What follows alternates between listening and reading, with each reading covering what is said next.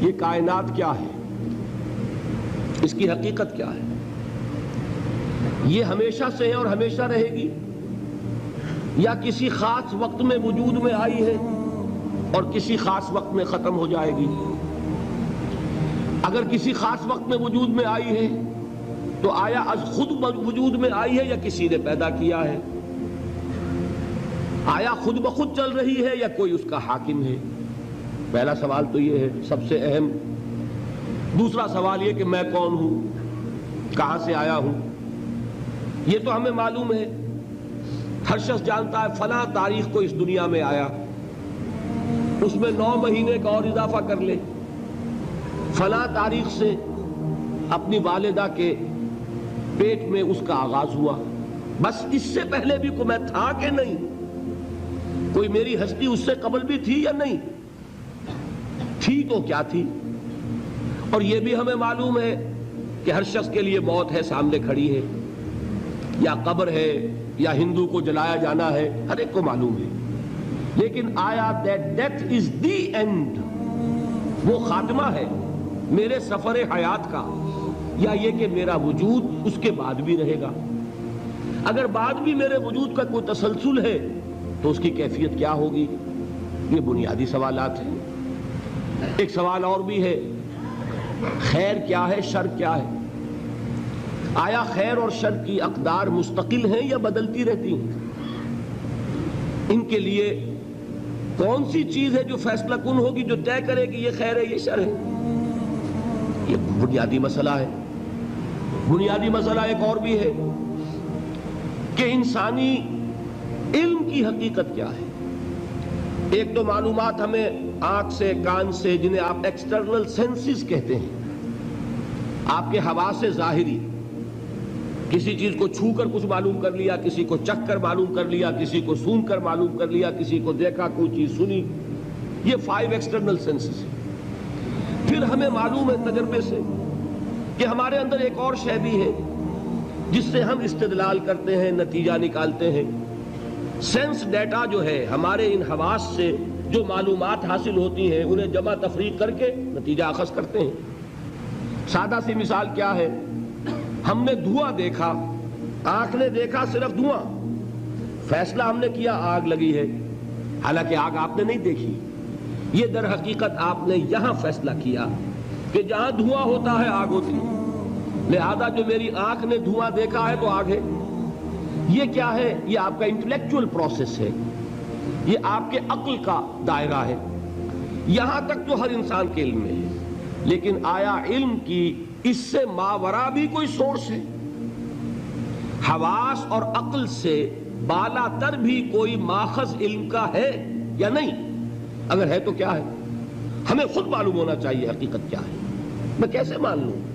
یہ کہہ رہا ہے کائنات خود بخود بن گئی، فلاں کہہ رہا ہے نہیں، کائنات کا پیدا کرنے والا ایک خدا ہے، تیسرا کہتا ہے 100 خدا ہیں، چوتھا کہتا کوئی خدا ودا نہیں ہے۔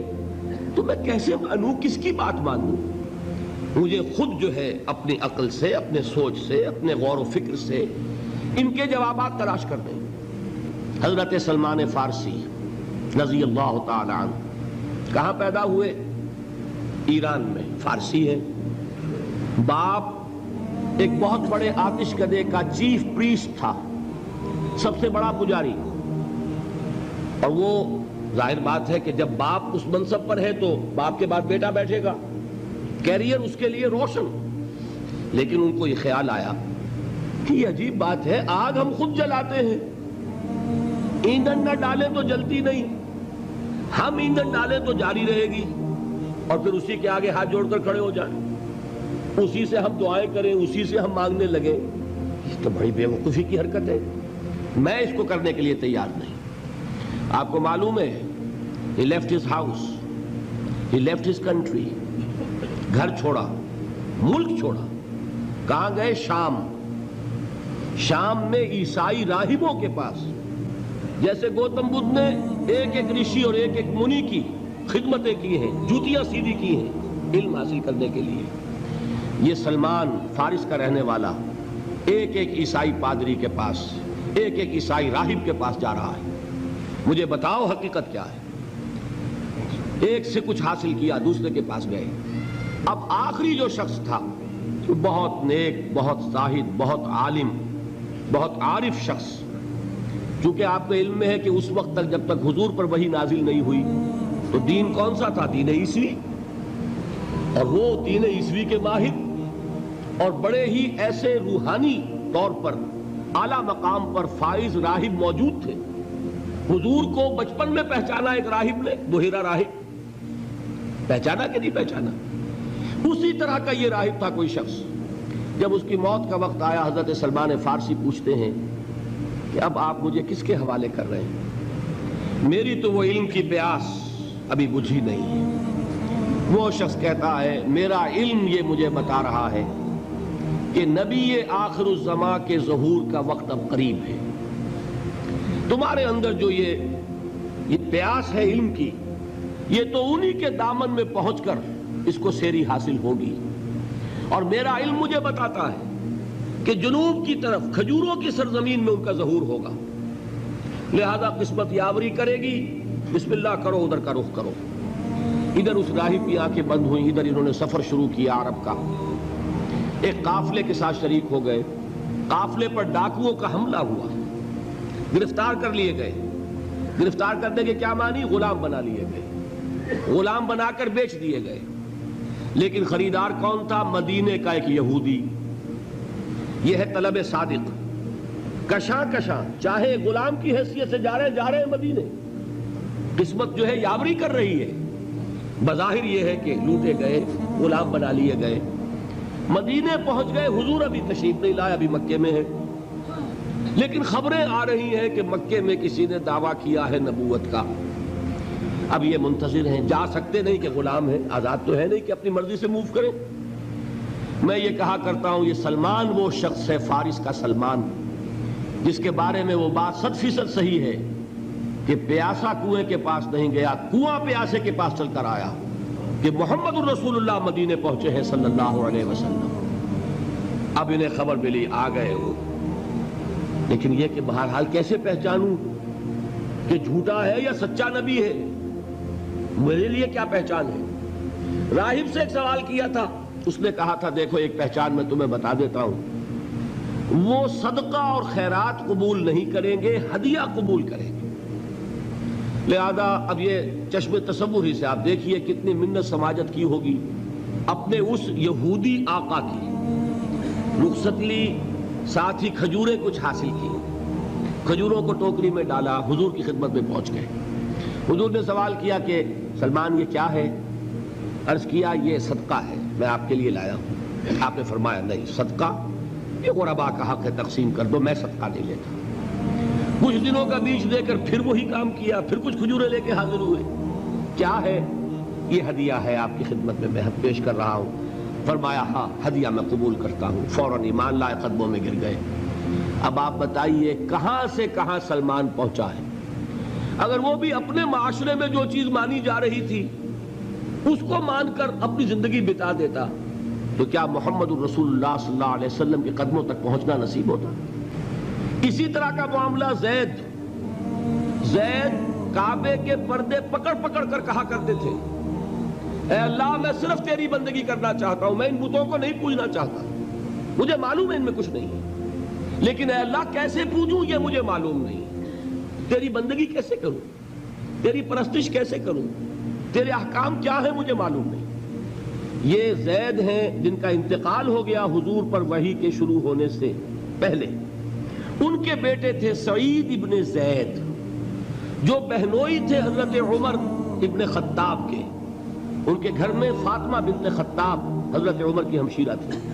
اب آپ بتائیے زید کا بیٹا ہو، کیسے ممکن ہے کہ ادھر محمد پر وحی آئے ادھر وہ اس کی تصدیق نہ کر دیں؟ لہذا سعید ابن زید جو ہیں یہ عشرہ مبشرہ میں سے ہیں، ان 10 چوٹی کے صحابہ میں سے ہیں کہ جنہوں نے فوراً تصدیق کی اور جن کو کہ جنت کی بشارت دنیا میں دی گئی۔ وہ سعید ابن زید کے بیٹے سعید، اور یہی ذریعہ بنے ہیں حضرت عمر کے ایمان کا۔ وہ آپ کی بہن اور آپ کے بہنوئی فاطمہ اور ان کے شوہر سعید ابن زید یہ ایمان لائے ہیں پہلے، اور ان کے راستے سے ہو کر ایمان کی دولت خود حضرت عمر تک پہنچی ہے۔ یہ میں نے آپ کو چند مثالیں دے دی اس سے حقیقت کیا واضح ہوئی کہ یہ بنیادی سوالات ہیں جن پر لوگ غور کرتے ہیں، اللہ حقیقت تک پہنچاتا بھی ہے، لیکن اب بات سمجھیے، ان سوالات کے جوابات کے دو راستے بالکل ایک دوسرے سے مختلف ہیں۔ ایک راستہ ہے اپنی سوچ، اپنی عقل، اپنا غور و فکر، اپنا استدلال، استنتاج، انفر کرنا، نتائج نکالنا، اپنی منطق لڑانا۔ جو لوگ اپنے غور و فکر سے ان سوالات کے جواب دیتے ہیں انہیں ہم کہتے ہیں فلسفی۔ ایک ایسے لوگ بھی ہمیں ملے تاریخ میں جنہوں نے یہ دعویٰ کیا کہ ان سوالات کا جواب ہمیں ملا ہے ایک اور ذریعے سے، وہ ذریعہ ہماری سوچ کا نہیں ہے، وہ ہمارے غور و فکر کا حاصل نہیں ہے، وہ ہماری منطق کا نتیجہ نہیں ہے، بلکہ ایک اور سورس ہے جو تمہارے پاس نہیں ہے۔ وہ سورس وہی کی سورس ہے، وہ ذریعہ وہی کا ذریعہ ہے، اس ذریعے سے ہمیں معلومات حاصل ہوئی ہیں۔ ان کو ہم کہتے ہیں نبی۔ فلسفی اور نبی میں اتنا ہی فرق ہے، فلسفی ان سوالات کو گریپل کرتا ہے، ان کے ساتھ وہ اپنے ذہن، اپنے فکر کی قوت اور صلاحیتوں کے ساتھ کشتی کرتا ہے۔ اب کسی فلسفی کا کوئی نتیجہ ہے، کسی کا کوئی نتیجہ ہے۔ یہی وجہ ہے کہ فلسفی اپنا فلسفہ پیش کرے گا، کبھی یقین کے ساتھ نہیں کہہ سکتا کہ یہی حق ہے۔ یہ کہے گا ہمیں یہ معلوم ہوتا ہے، ہمیں تو یوں بات سمجھ میں آئی ہے، ہم یوں سمجھتے ہیں، اس سے زائد نہیں کہہ سکتا۔ کوئی فلسفی دنیا میں نہیں ہے جو یہ دعویٰ کرے کہ میں دعوے سے کہہ رہا ہوں کہ جو کچھ میں کہہ رہا ہوں وہ صحیح ہے۔ لیکن نبیوں کا معاملہ وہ ہے کہ انہوں نے کہا ہم دعوے سے کہتے ہیں جو بات ہم تک پہنچی ہے وہ صحیح ہے، اس میں کسی شک و شبے کی گنجائش نہیں۔ آپ نے نوٹ کیا ہوگا سورہ بقرہ کی پہلی آیت کیا ہے؟ قرآن کا آغاز ہوتا ہے اس سے ذالک الکتاب لا ریب فیہ۔ یہ دعویٰ صرف نبی کرتا ہے، فلسفی نہیں کرتا۔ دین کی بات پھیلانا صدقہ جاریہ ہے۔ ثواب کی نیت سے ویڈیو کو شیئر ضرور کیجیے۔ جزاک اللہ۔